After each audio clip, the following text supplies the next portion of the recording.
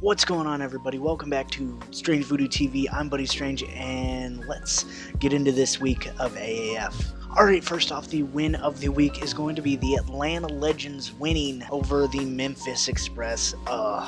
Boy. They did a great job this week. Looks like Aaron Murray did provide a pretty good boost for that offense. It looked way more in sync. He got the ball out way better than Matt Sims did, therefore not taking as many hits. Their running back, Tareen Folston. Anyway, he did really good on the ground and even through the air as well. Adding 2 scores, 1 through the air, 1 on the ground, and just, yeah, he was lights out this past week, and he's a big reason why they were able to keep that lead even through the Memphis comeback, and also Tyson Graham as well. Good job to both of those guys, and yeah, that's why they are the win of the week this week. Alright, the loss of the week is going to be the Salt Lake Stallions. Woodrum throwing 3 interceptions. They just didn't look good against the Fleet this past week. They tried their best to come back, and damn near did. If it weren't for the Fleet kicker, Donnie Hagman? Is it Hagman? I think it's Hagman. Anyway, he kicked the game winner, and you'll probably see him here coming up shortly. But anyway, yeah, loss of the week, Salt Lake Stallions. Oh, come on. Alright, SVTV's players of the week. First off, offensive player of the week is going to be Tareen Folston. Yes, I was either going to give it to him or Garrett Gilbert, but I gave it to Folston. I actually wrote down Gilbert as my offensive player of the week earlier in the week, and then I had a debate with myself on it, and even though Garrett Gilbert performed fantastic against a really good defense in the Iron, I mean, Folston's performance is, to me, a little bit more impressive, being that it was against Memphis's defense, which is on par with Birmingham's for sure, at least in my opinion. I mean, Drew Jackson, Anthony Johns, I mean, the whole gambit of players on that defense that make it good.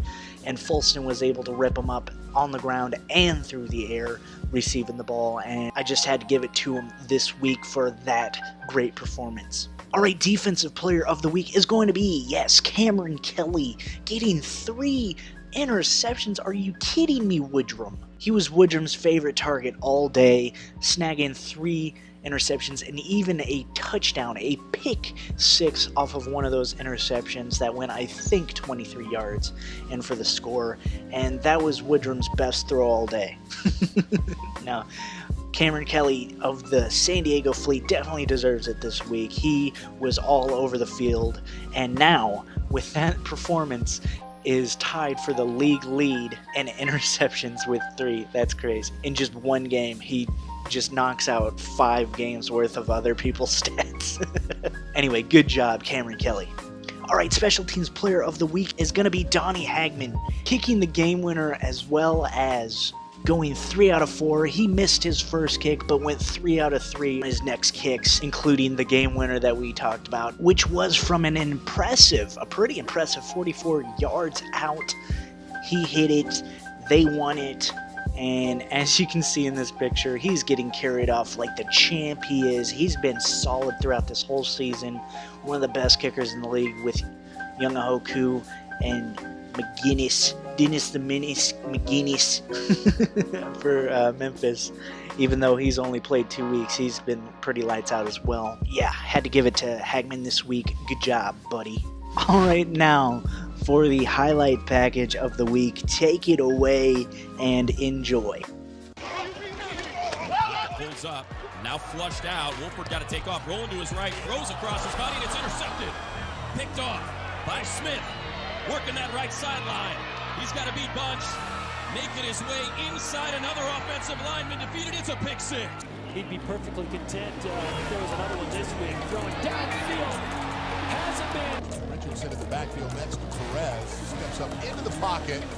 Heaves it down the left side, and it's intercepted.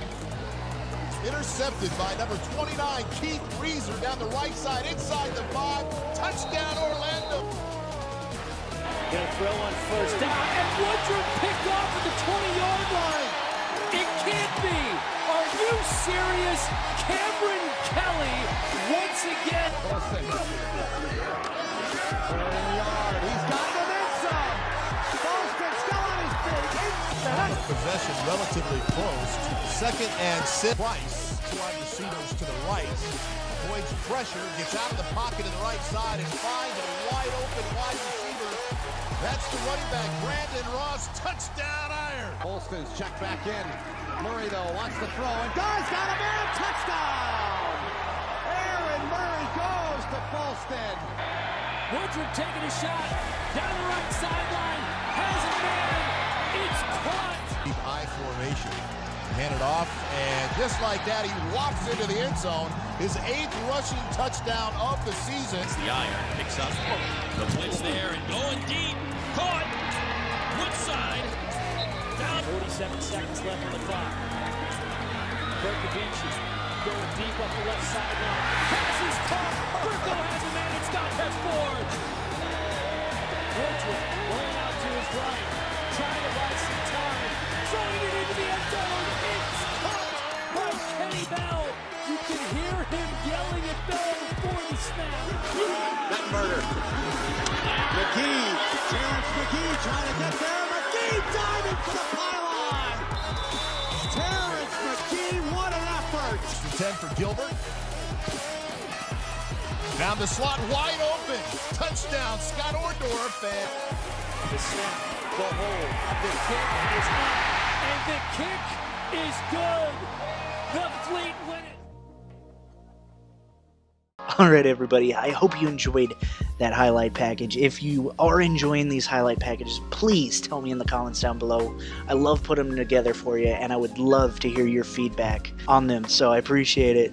And yeah, let's get into how we did this past week. We went 2 out of 4, which is 50%, of course, which makes us 9 out of 20 on the season, sitting us at a nice 45%, which I at least want to get 50 by the end of the season, so we got some making up to do. We got some work to do on these pick'ems, but anyway, we are sitting at a 45% on the season so far, and yeah, we got to work on that. But first, before we work on that, let's do our power rankings. First off, we've got the Apollos. I mean, clear as day, it's going to be the Apollos. They're 5-0. No one better at this point in the AAF than the Apollos.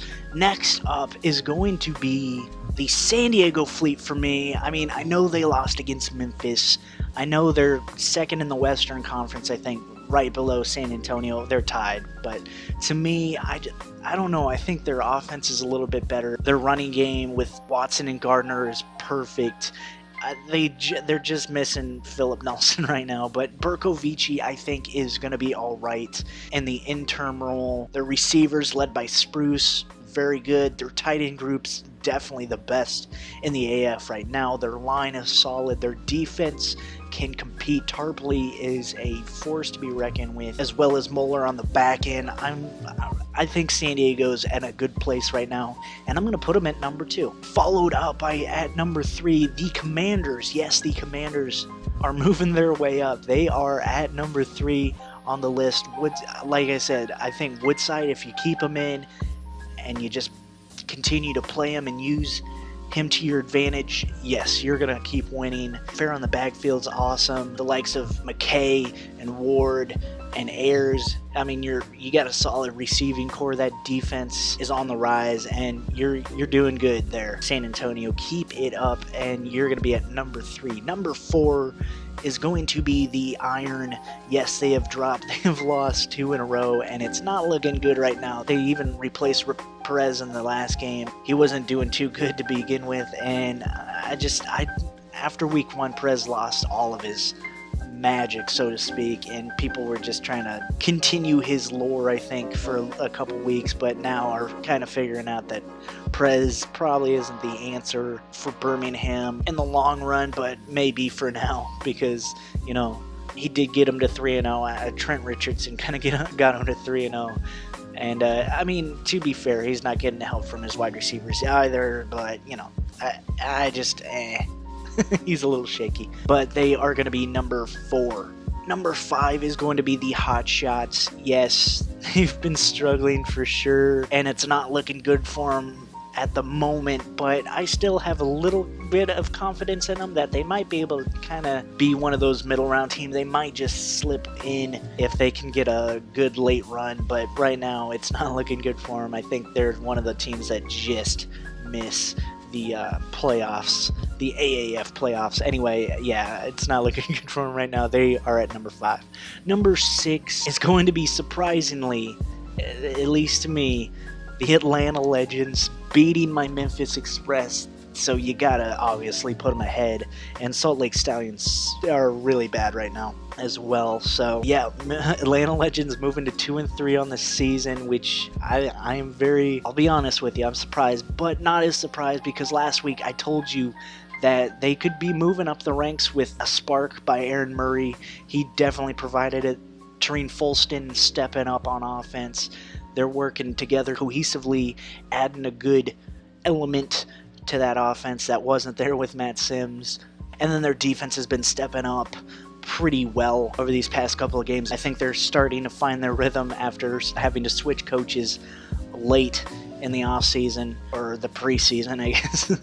Late in the preseason for them. They're starting to find their identity, and I think Aaron Murray definitely helped with that. So, Atlanta Legends moving up to number 6. All right, number 7 is going to be the Memphis Express. I still think they're better than Salt Lake. They're not the best team. They are definitely nowhere near the best team, but they still have a solid defense. The offense is struggling to get along, but, you know, they've shown glimpses of being all right. So they're number 7, and then Salt Lake is now the official worst team in the AAF, according to me, Buddy Strange, who lets bias get to him and puts his team at number 7 instead of number 8. No, the reason Salt Lake's last to me is that one of their only defenders that has been just dominating is Carter Schultz. I mean, for Memphis, you have Drew Jackson, Anthony Johnson, Stribling, Cutter, and Tarpley, and I mean, and Gates. See, they got some pieces on defense. Makes me give them just a little bit of the advantage there. And then on offense, Woodrum's not doing it for me like I thought he would. Mettenberger, on the other hand, he provided a spark. He's better than Hagenberg, and right now he is better than Woodrum. Coupled with the fact that I think Zach Stacy and Batty is better than Salt Lake's backfield, and then, yeah, I'm not seeing what I want to see out of Salt Lake, or what I thought I'd see out of Salt Lake, so they are last in the power rankings. All right, now let's get into the games. Week 6. All right, everybody, this is the turning point. This is the back 9, so to speak, or the back 5. Let's get into it. First off, game 1 is Memphis versus Salt Lake. And just for the reasons I just stated, this isn't going to be a long explanation because I just said it. I think Memphis does win. And I really believe it's going to be close because Memphis's offense, I think, matches pretty even with the defense of the Stallions. I think the Stallions can stop them up pretty good. And then on the flip side, I think Memphis's defense may have a little bit of problem with the Stallions offense, but I think Memphis does win 24-22, and in the end keeps Salt Lake at the bottom just barely. But it's going to be a good one for sure. No matter how it ends up, I think it's going to be a good, close, duke it out kind of game, and I'm excited for it. All right, game 2 is going to be Arizona versus Orlando, and Orlando wins. I'm going to just go out and say it. Orlando wins, and I think this one's not close to me. Even though Arizona's offense is pretty good, Orlando's defense is just crazy good. Not Memphis or Birmingham good, but crazy good in their own right, with O'Kine and Garvin and Gunter and Reeser. And did I say Garvin? Yeah, and Garvin. Anyway, they're the most complete team. They got MVP leading candidate Garrett Gilbert if they do an MVP. Anyway, they got him. Dearness Johnson's not too bad. Akeem Hunt has been pretty good. Charles Johnson has been lights out. You know, Jalen Martin. They're just the most complete team, and it shows by their record.